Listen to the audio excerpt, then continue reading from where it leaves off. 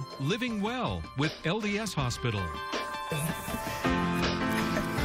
Allie Spencer is back on the show, our dietitian from LDS Hospital. And I don't know if you knew this, but it is Food Allergy Awareness Month, and so many people, we were just talking about adults struggling with it, kids struggling with food allergies. Oh my gosh. 1 in 13 children in the United States have a food allergy. Allie, why does it seem like that number's going up? Scientists don't really know. There's lots. I wish I had a concrete answer for that, but there's just more and more food allergies that are emerging every single year. And it's the worst, really. I remember as a kid, I'm allergic to nuts, all types of tree nuts. That excludes peanuts, and excludes cashews because they're legumes. People always get that confused. I didn't know that. Yeah, most people don't, unless you're allergic to it, which I was. But debilitating at school. Oh, well, it's hard because you have so many people, like, for me, the biggest thing is brownies. Every time someone bakes a brownie, someone's got walnuts or pecans in a brownie, and I can't have it. And then Nutella, whatever that is. I can't have it. Never had it. I don't know what it's like. He doesn't even know how to say it. He's like, Nutella? Right. I can't have you. Well, let's back up a little bit, Allie. What is a food allergy? What does that mean? So a food allergy is when your body has an immune response to the protein in a food. So it can be life-threatening. When you eat something, your body recognizes that protein as being foreign and it attacks. I can die, actually. Yeah, if you consume nuts. Yeah, definitely. Okay, so what are the other symptoms? How do you know if you have an allergy to that food? So symptoms can be really mild. It can be, you know, your runny nose, or you can experience swelling or itching on your skin, around your mouth, on your face. But it can be so severe that it can be anaphylactic shock, right, where you can die. Or you may notice that people have gastrointestinal issues. They might have cramping or diarrhea or vomiting or nausea after eating a food. So what happens to me is I get any area of my body that touches a Brazil nut.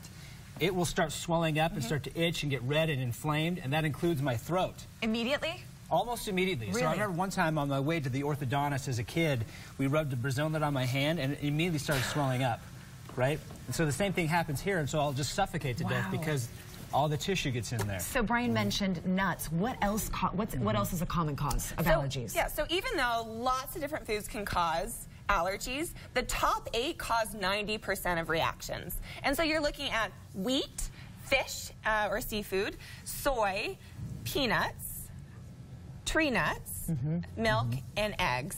And why are they shellfish. The biggest offenders? Because, well, so you'll notice most of these foods are all protein sources, right? That we're looking at wheat has protein in it, but they're proteins, and that's what our body's reacting to, is those proteins. So are you born with the food allergy? Can you develop it later on as an adult? Some people are born with it, and you can develop it later on. And a lot of kids actually outgrow them. So food allergies are more common in children than they are in adults. That's what I did. I outgrew mine. Oh, did you know? Somehow that worked. But what if you do have a food allergy? What should you do? So first off, if you have a food allergy, you need to go to a doctor. Especially in children, cutting out any food group can be really dangerous, and you can they run in that risk of not having those nutrients. So you want to see a doctor because they can do different tests. They can do blood tests, they can do skin tests, so that they can determine if there's really a food allergy. Yeah, and that's helpful for me because we had to actually go to the doctor. Once my mom fed me some nuts, that's how we found out, and I started to blow up like the Hulk. But you were at the doctor's office when that... No, we were at home. Rushed to the hospital. Really? And then afterwards, they did a test where they had to be able to do a little pinprick of all the different nuts and oils that come with them and see what I was allergic to and what I wasn't. Allie, should you try to reintroduce it slowly at home, or should that be something that you do at the hospital? So it really just depends. There is some thought that maybe with food allergies you could start introducing small amounts and actually build up people's tolerance so they can do that. But you would definitely want to do that under the supervision of a physician. Yes. Because like you said, can be very serious symptoms and reactions if you have that allergic reaction. For more information, LDS Hospital is so helpful.